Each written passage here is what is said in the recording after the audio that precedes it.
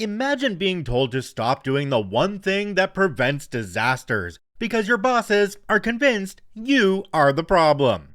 Now imagine watching everything burn down in slow motion while you sip your coffee, waiting for them to realize their mistake. Hello and welcome back to the Karma Stories podcast. I'm Rob and I hope you are having a wonderful day today. Today I have a single story for you from the Malicious Compliance subreddit. No extra fluff in the intro today, let's just jump right in. This story comes to us from Subway Smoothie. You want me to disable half of my entire testing stage? Okay. Recently stumbled across this subreddit and remembered a story I thought you guys might want to hear. Unfortunately, my industry is kind of specific, so I will have to change some details and make some things vague to remain anonymous, but the core of the story is all there. The compliance. Years ago, I worked as a junior manufacturing engineer for a certain company building certain relatively complex products, and one of the stations I was responsible for was the first test station. We got the core mechanism and the electronic assembly of the products right off the production line, and I performed white box testing to ensure everything looked right and worked properly before sending it to a different station for assembly and black box testing. I'm trying to avoid talking about the specific testing methodologies used, hence white box and black box, because that's the best way I can describe it without being more specific. White box refers to testing it with direct access to all of the internal components, so you can measure all the different parts, verify that individual parts work correctly, etc.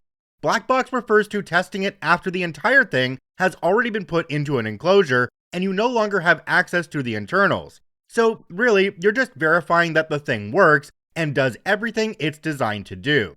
The product I'll talk about today, let's give it a codename of Azure, belongs to the greater family of blue products, which were all very similar, but may have had different configurations, slightly different parts, etc.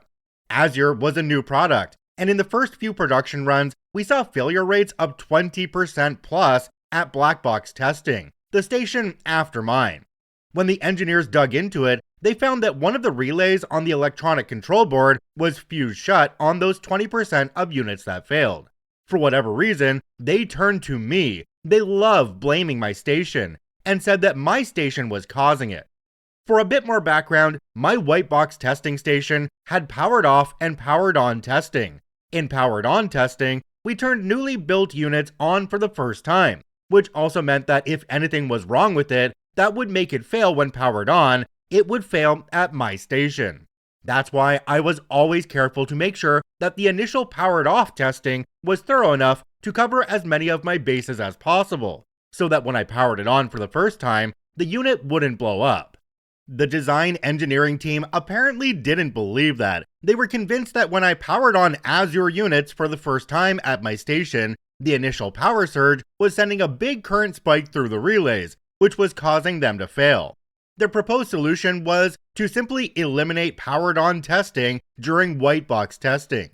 This was a terrible idea, so I argued against it. 1. The power supply in my test jig is set to be as closely matched as possible to the actual power supplies we send out with these units into the field. That means if there was a power surge that was causing the failures, it's a design issue and would be occurring with units out in the field if I didn't power it on during white box. Design engineering team said that no, it must be an issue with my tester because they didn't believe there could be anything wrong with their design. 2. I pulled up the datasheet for that relay and showed that it was physically impossible for that relay to fuse in the circuit configuration it was placed in, with the amount of voltage my test jig could supply. Apparently, the design engineers ignored that entire page of my report. They didn't think a junior manufacturing engineer's analysis was even worth looking at, and trusted their own assumptions more.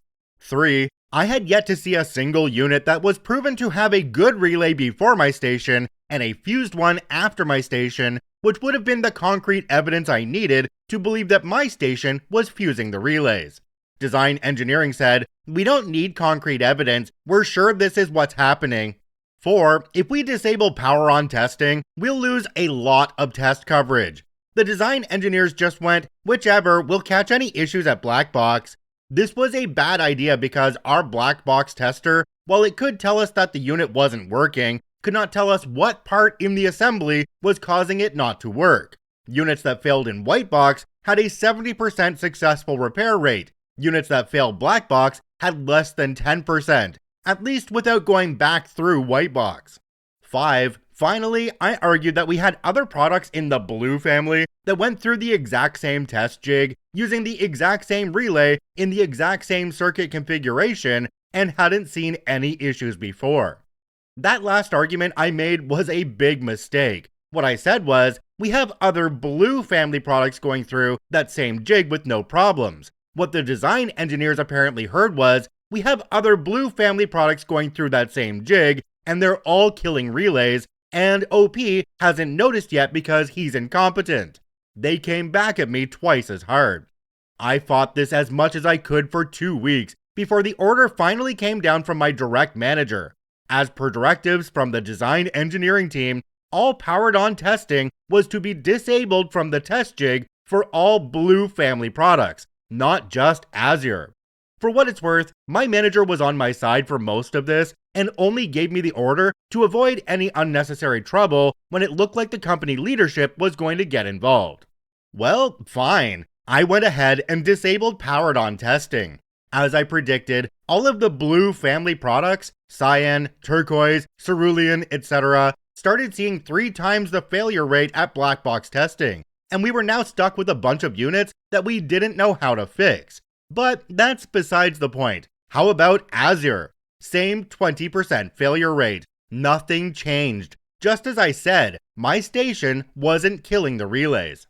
So the design engineers went and took another 3 months figuring out what the actual cause of all the relay failures was, which, as it turns out, was some flaw with the way the black box test was being run, combined with some other part on the assembly that was under spec.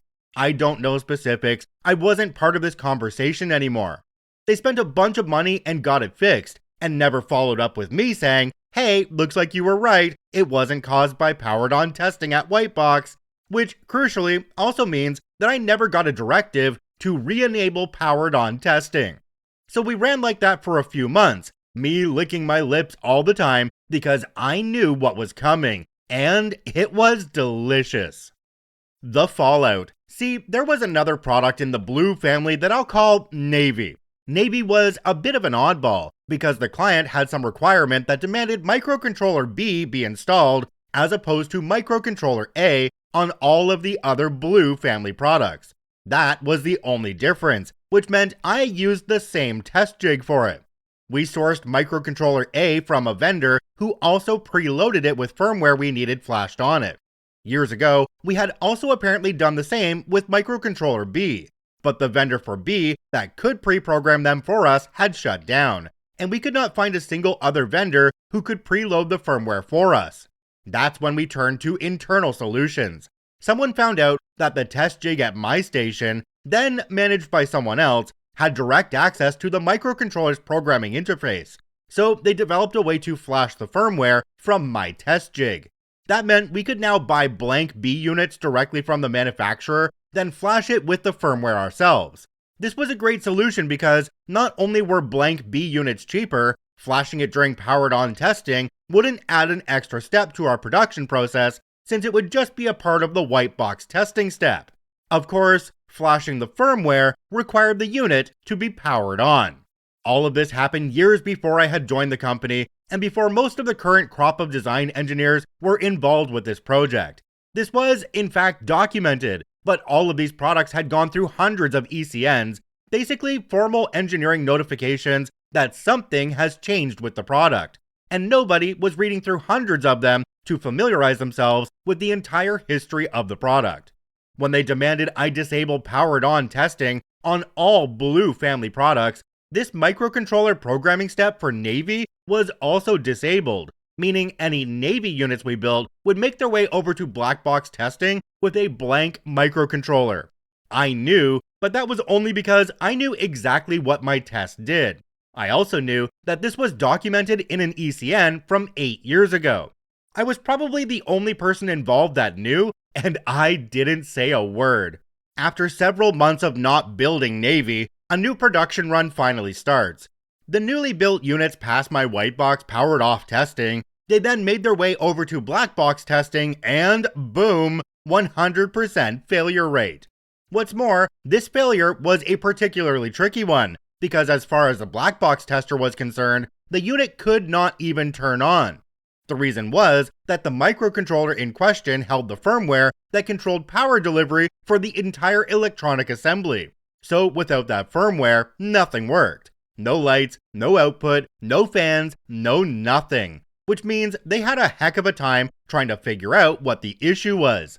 That entire department went into firefighting mode, with everyone losing their minds over why this product we had produced for nearly a decade with high yields was suddenly failing at a rate of 100%. Not me, I was happily running production for other products. It dragged on for months, with the design engineers pursuing a dozen different leads and all of them fizzling out. Surprisingly, nobody ever approached me, because I guess their theory for everything was white box powered on testing kills units, and now that they had already asked me to disable powered on testing, they had no other theories for how I might have been affecting things. As far as they were aware, there was no problem with white box testing. I just sat back and pretended I wasn't even aware of what was going on while everything was melting down around me. The reveal. I decided that the moment someone asked me about it, I'd reveal everything. So several months down the line, when someone finally brought it up to me during casual conversation, I spilled it. Hey, did you hear about all the Navy units not turning on at Black Box? Oh, no, I didn't. Could it be because we're no longer programming the microcontroller at White Box? What? Within a day, I was called into a meeting with everyone. My direct manager, his manager, a few of the other manufacturing engineers, quite a few program managers, the design engineering team, even a VP, and told to explain myself. Well, I was told in no uncertain terms to disable powered on testing a few months ago, and microcontroller programming is part of that process. I assumed that when the call was made, everyone was aware of the implications of taking such a drastic measure. I figured you had found a new vendor to pre-program the microcontroller bees or something. You never told us. Yes, but I couldn't describe all of the hundreds of potential new failure modes skipping powered on testing would now introduce. It would have taken me all week. The fact that Whitebox programs the microcontroller during the powered on testing is documented in ECN 2082. Didn't you read that? I got off scot-free from that meeting. However, this then led to the VP, who was a former engineer by the way, investigating why the design engineers had called for powered on testing to be disabled, which revealed that 1. They had ignored my well-founded, technically sound opinion, despite the fact that I was supposed to be considered the subject matter expert on white box testing. 2. Disabling powered on testing did not solve the issue. 3. Once powered on testing was disabled, the failures at Black Box tripled, leaving us with a bunch of defective units that we didn't know how to fix. And 4. Once it became clear that the cause was not powered on testing, they did not follow up and asked that it be re-enabled.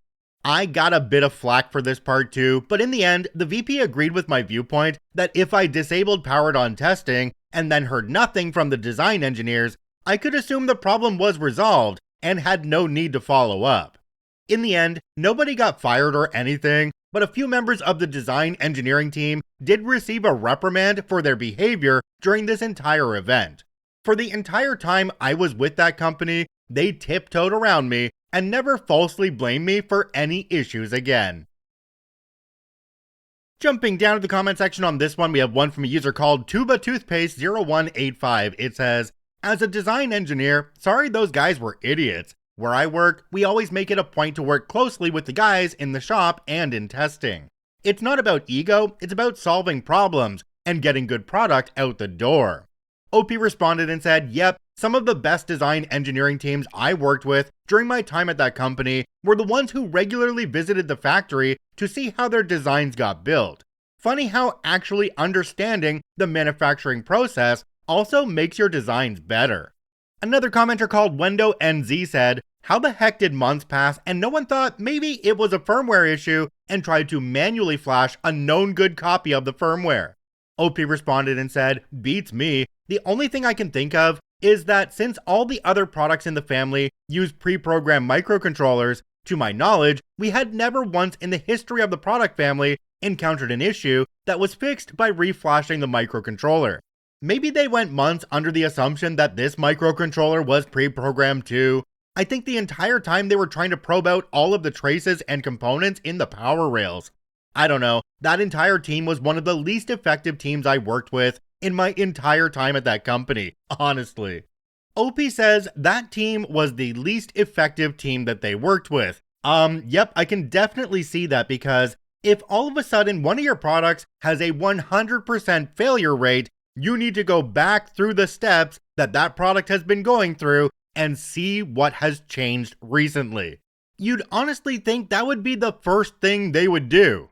I guess what we can take away from this one was, because nobody was fired, everybody there did learn a valuable lesson, and a good portion of that lesson was, OP knows what they're doing, maybe you should listen to them. If you enjoy daily Reddit stories, I encourage you to follow and add us to your favorites on whichever podcasting platform you enjoy the most. And if you're watching and listening on YouTube, please hit that subscribe button and drop a like on the video. It really helps us out. I thank you for watching and listening. I hope you have a wonderful day, and we'll see you tomorrow.